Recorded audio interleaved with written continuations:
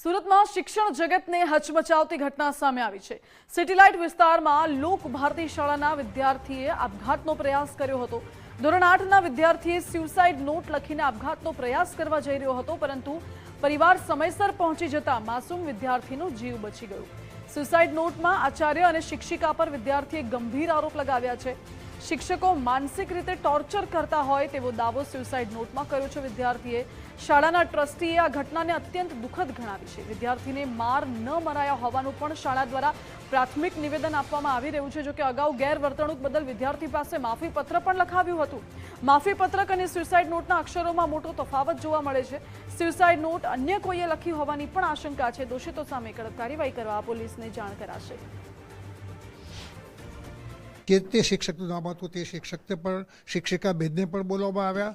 મેં એમની પાસેથી વિગત જાણવા પ્રયત્ન કર્યો।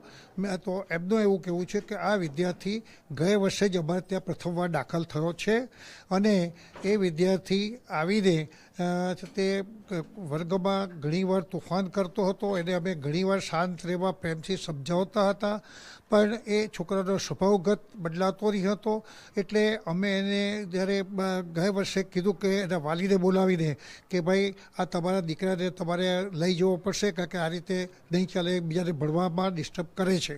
ત્યારે વાલીએ પણ એવું કીધું હતું કે ના હું એને ચોક્કસ કહીશ ને સુધરી જશે।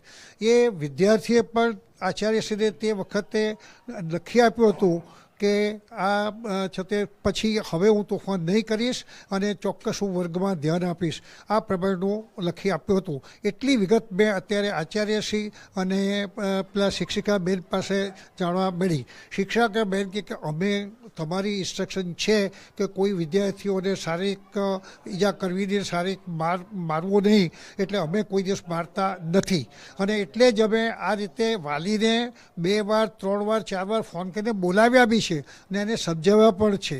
આ રીતે વાતો એમણે કરી। હવે મારે પક્ષે હવે જે અમારે આગળ કરવાનું છે તે સ્વાભાવિક રીતે આજે પણ એ વિદ્યાર્થી આવેલો છે। મેં પહેલાં આવીને તપાસ કરી કે વિદ્યાર્થી આવ્યો છે કે કેમ।